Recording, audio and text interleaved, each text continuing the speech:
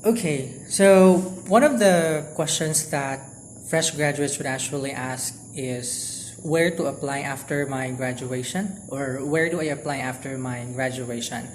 So if you're a fresh grad and you wanted to look for a job or apply for a job, probably you could ask another question: what kind of job you wanted, or what kind of job are you looking for?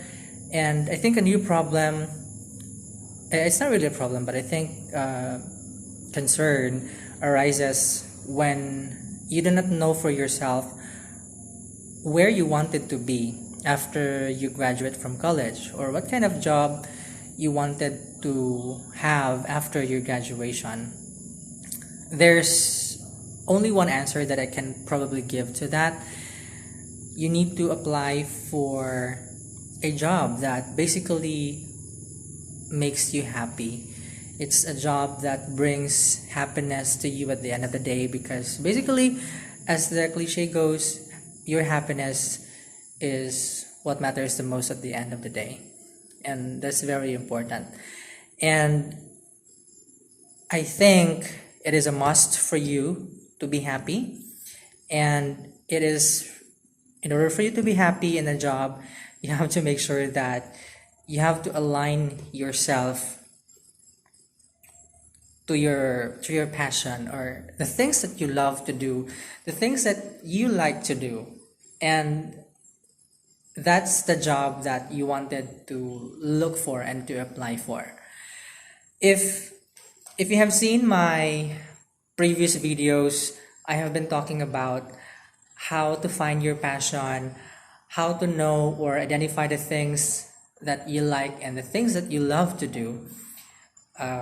When you were in high school, when you were in college, you should be able to identify already what are your strengths, what are your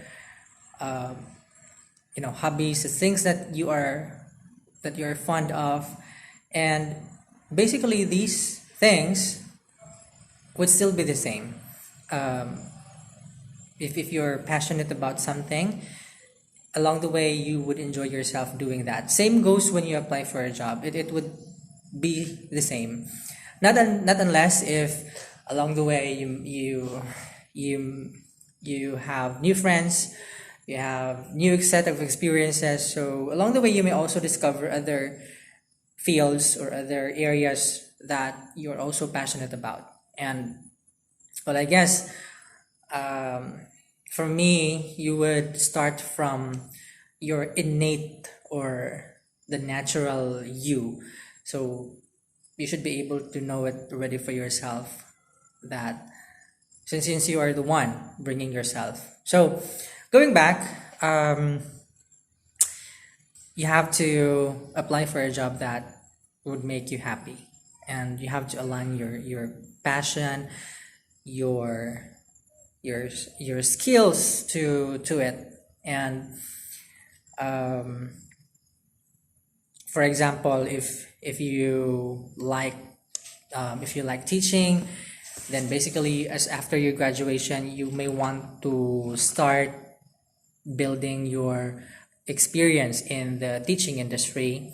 Or if you want to be a programmer, then after your graduation you may start looking for programming jobs or IT jobs, where you can also start honing your experience as a professional programmer. And then basically you would see yourself enjoying that. That's where your heart belongs, and that is very important. Why? Because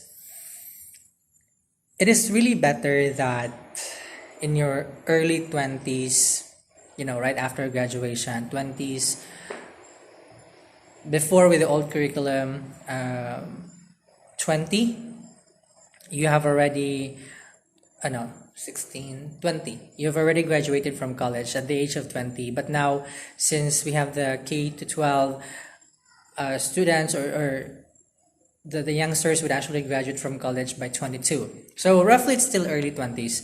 So it's very important that at your early 20s, you have already started, or you have already taken the stepping stone to your future career, to this, as early as after graduation. So that's where, or that's when you start taking the stepping stones, the initial steps for you to begin a long journey in the career that you wanted to have when you mature.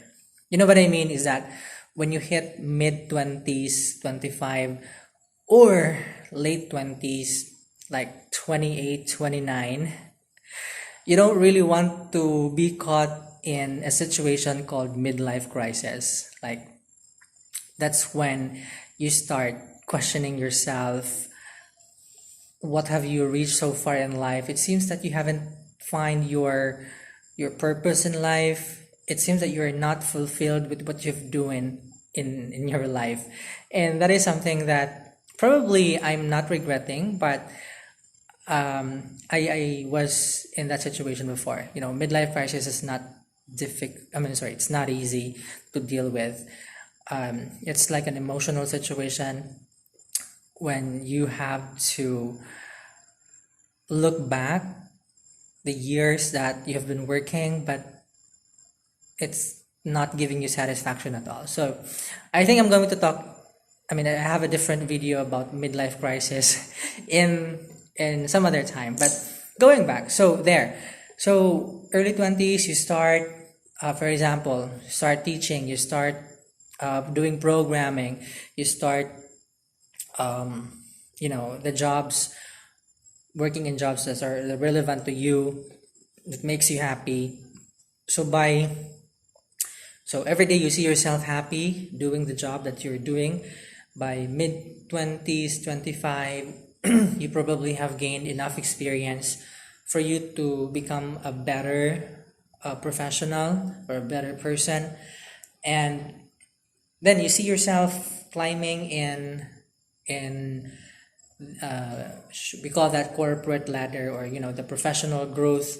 And by that time, mid 20s, late 20s, you should be able to see yourself settled professionally, financially, and very important, emotionally. So yeah, that's probably the advice that I would give to the young people, or if I'm given a chance to go back to my younger years.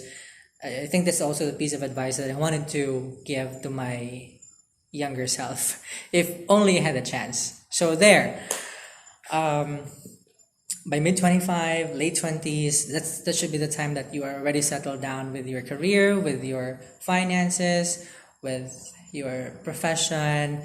You should be emotionally stable at that time. You should not be experiencing any midlife crisis or something like that. That you're questioning your worth, you're questioning your achievements, you're questioning what you have done so far in life, and what's your purpose in life. So that's what I mean when I talk about finding your passion, what you like, and you should see yourself happy in the years to come in your career and in your life as well. So yeah, I think that's it. So well, I guess anything that I could add.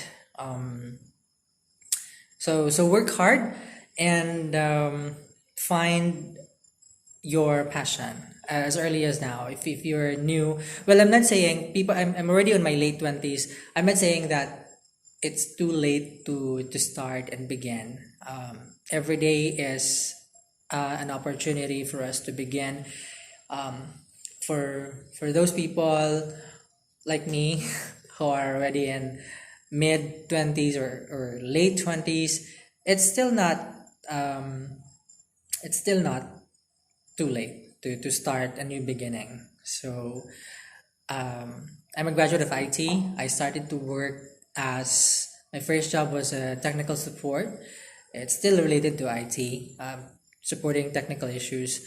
But then things changed, so I I went to human resources. I just realized that I'm passionate about talking to people, listening to people, sharing things to other people, and and the like. So um, yeah, I've changed my career path, and then now I'm happy with what I'm doing. Working with people as part of human resources. So it's somehow I like I like my course IT.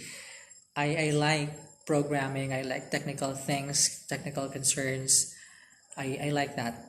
Um, it's just that, yeah, as I mentioned, as you go along, there are things that you would there are things that you would discover along the way, new friends, new experiences, and it would actually open your mind as well to other things that you're passionate about. So that's what I'm talking a while ago. And another thing is that I've noticed that most graduates right now, I'm not saying most, but I think I have observed this. So when, I mean, maybe before as well, during our time, when you have, in college, you have a circle of friends, and then one friend applied in the government, and then one friend applied in a private company. We used to have this, like, you apply as a friend, you go also for what your friend is doing, like, oh, my friend has applied in this company, I want to go and work there as well. Or this friend is already working in the government, and he is doing fine there. We have the tendency to imitate and to follow someone else's path, without even knowing if that particular path is suitable for us, or if that path would make us happy. So no, there's nothing wrong about that. It's a natural tendency. When you have a circle of friend, you have this influence with each other. So you go together, you apply together in one company, but it doesn't give you the chance that all of you will be hired there, because you have different set of skills, you have different set of experience, you have different set of abilities. So for example, your friend is applying in a call center, and you know for yourself that you're not good enough in talking and conversing in English, then basically you may not get the opportunity to work there. So it's not your path, and that path is for your friend, because your friend knows very well in English, and she is, or maybe he is, it's really the job that he likes to go for. So in those cases, you don't have to force it, because maybe it's not for you. So again, you may want to start within yourself and look into your inner self, evaluate yourself. What is it that you really like? What is it that you really love? And that's when you will realize, you would know it for yourself. Your inner you, your mind will tell you what to do, what to go for, what to apply, where to apply, and you should be able to find your happiness and your purpose in life, hopefully. So that's it, guys. Thank you so much for watching my video, and I hope to see you soon in my next episode. No, next video entries. So feel free to like, or feel free to share your insights, whatever you think. Hopefully not so violent reactions, or I'm open to that. Feel free to comment below, or yeah.